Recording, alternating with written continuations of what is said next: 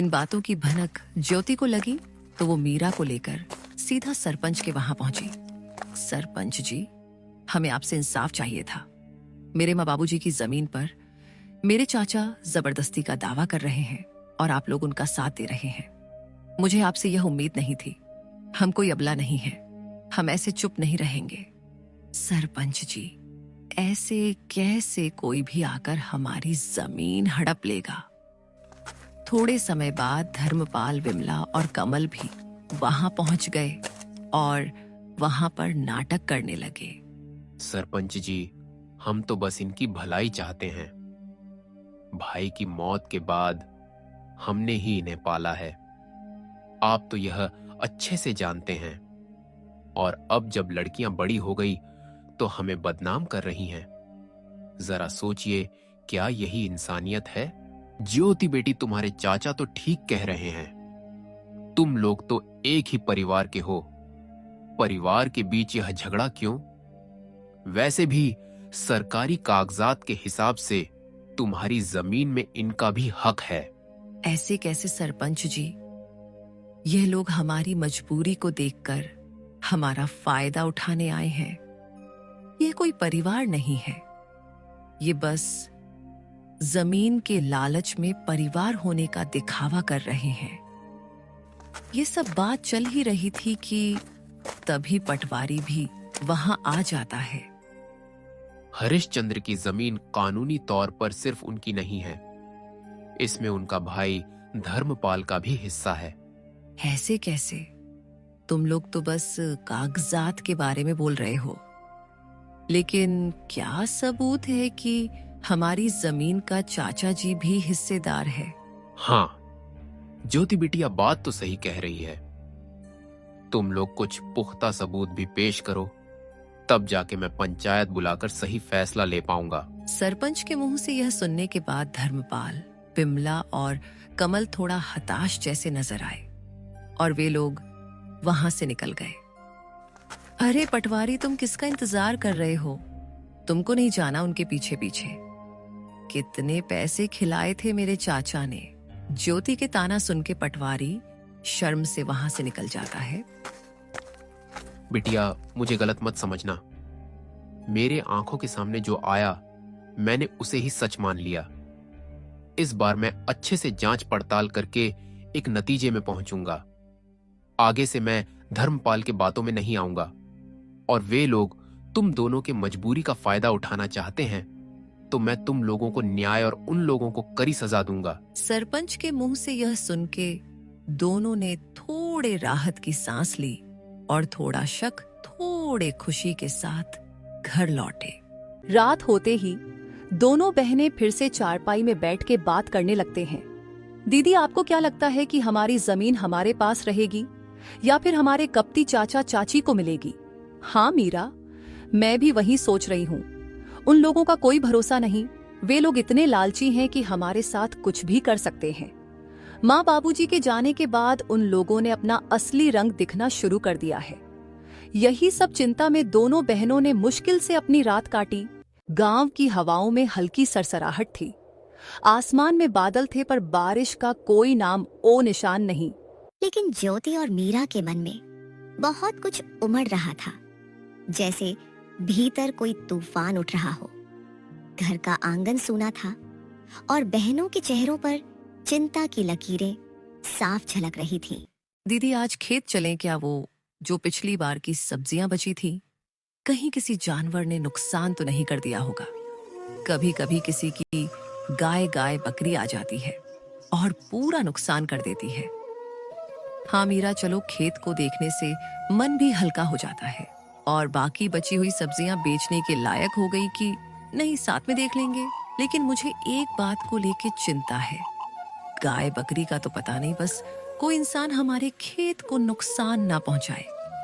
वैसे भी हमारे अपने ही हमारे जमीन पर बुरी नजर डाले हुए हैं। दोनों बहनें खेत की ओर चल पड़ी।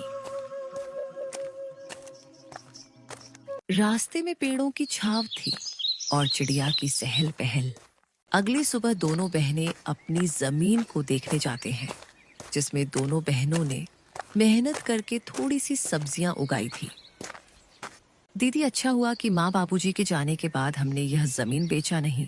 अभी देखो, हमने मेहनत करके कितनी सारी सब्जियां उगाई है।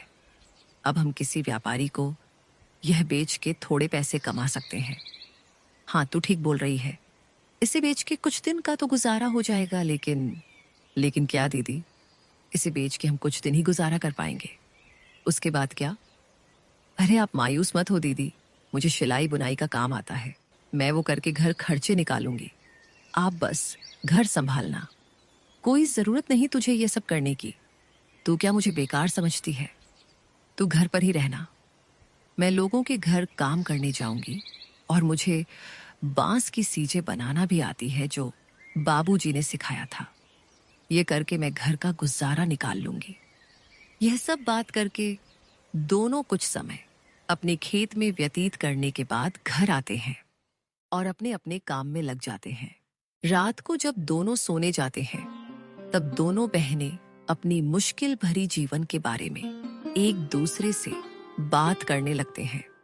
दीदी, माँ बाबूजी के बिना ये रातें और भी डरावनी लगती हैं। सब कुछ खाली लगता है ना दीदी? हाँ मीरा, पर अब हम माँ बाबूजी दोनों की जिम्मेदारी निभा रहे हैं। हमें हार नहीं माननी। ये जमीन, ये घर, सब कुछ उनका दिया हुआ है। हमें इसे बचाना है किसी भी कीमत पर। यही सब तो माँ बाबूजी की यादें हैं। ज्योति बहुत ही हिम्मती थी। वह तो किसी से मदद भी नहीं लेना चाहती, लेकिन उसे अपनी बहन को लेकर बहुत चिंता होती थी। अगले दिन जब दोनों बहनें खेत पर पहुंची तो देखा कि इस जमीन के बीच एक खूंटी गड़ी हुई थी। दीदी, ये जमीन के बीचों बीच खूंटी कौन गाड़ गया? ये तो कल यहाँ नहीं थी और ना ही हमने इसे गाड़ी है। जरूर इसे कोई यहाँ गाड़ गया है। ये जरूर हमारे चाचा चाची का काम होगा, लेकिन ये काम बिना किसी सरकारी आदमी के नहीं होता। इसका मतलब हमारे खेत को ये लोग बांटने की साजिश चला रहे हैं।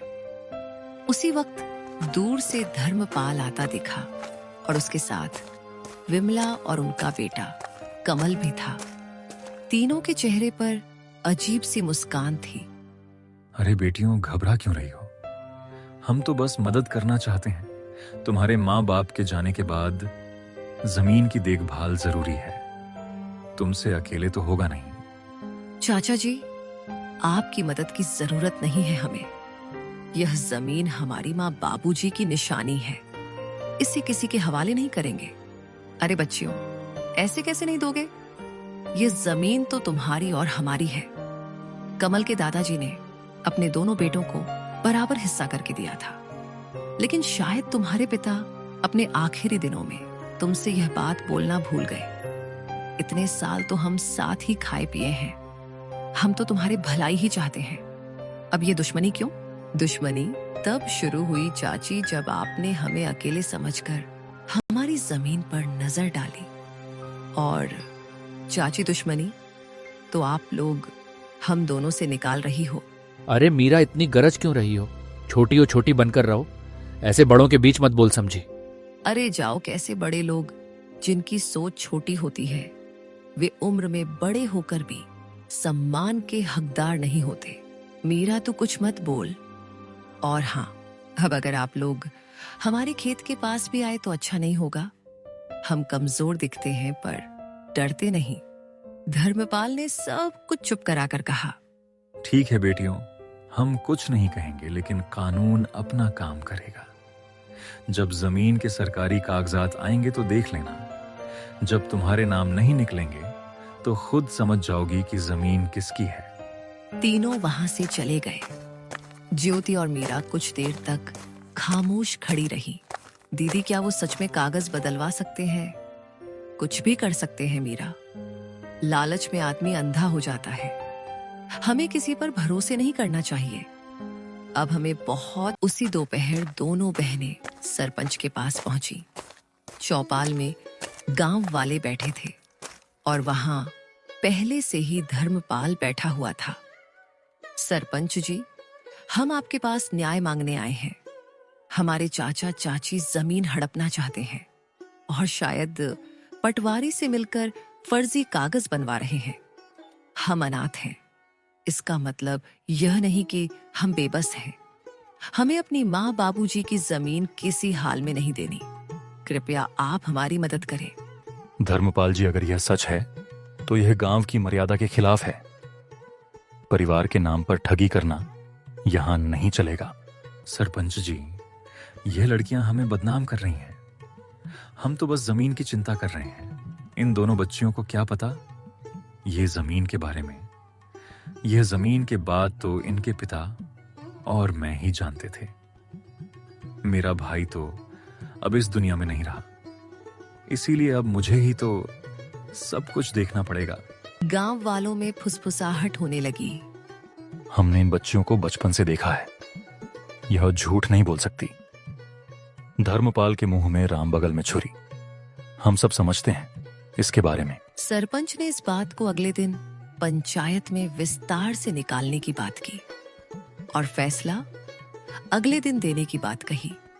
बहनों की आंखों में पहली बार उम्मीद की चमक थी। रात को झोपड़ी में दोनों बहनें आपस में बात करती हुई, दीदी क्या कल हमारा साथ देंगे गांव वाले? देखते हैं क्या होता है। मुझे किसी पर भी भरोसा नहीं रहा है। आखिर माँ बाबूजी के जाने के बाद मदद ही कहाँ की किसी ने हमारी।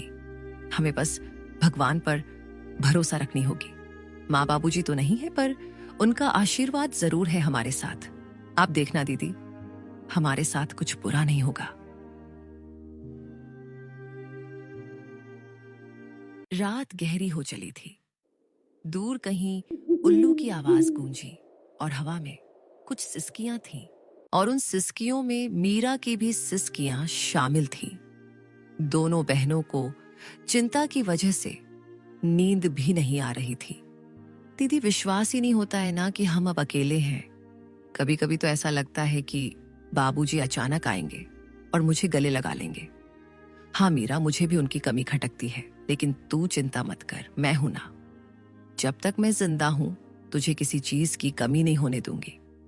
लेकिन दीदी, जब माँ बाबूजी गए तब सबने कहा था हम हैं तुम्हारे साथ। फिर धीरे धीरे सब दूर होते गए। चाचा चाची तो जैसे बस हमारे हिस्से की जमीन के लिए ही हमारे करीब थे। ज्योति की आंखों में आंसू थे, लेकिन उसने उन्हें छुपाया। उसे अपनी बहन के सामने कमजोर नहीं पड़ना था। मीरा, रिश्ते अब खून से नहीं धन दौलत से बनते हैं, लेकिन हम भी अब चुप नहीं रहेंगे। अगर हमें अपने अधिकार के लिए लड़ना पड़े तो लड़ेंगे। सुबह होते ही गांव में एक अफवाह फैल गई कि धर्मपाल अब पंचायत से कहकर जमीन अपने नाम करवाने की तैयारी कर रहा है। गांव की गलियों में लोग कान्हा फूंसी करने लगे। अरे सुन सुग्गो, धर्मपाल ने तो कमाल कर दिया। अपने ही भाई की बेटियों को बेघर करना चाहता है। हाँ काका, कैसा रिश्तेदार है। अपने ही भतीजों को बेघर करने में तुला हुआ है।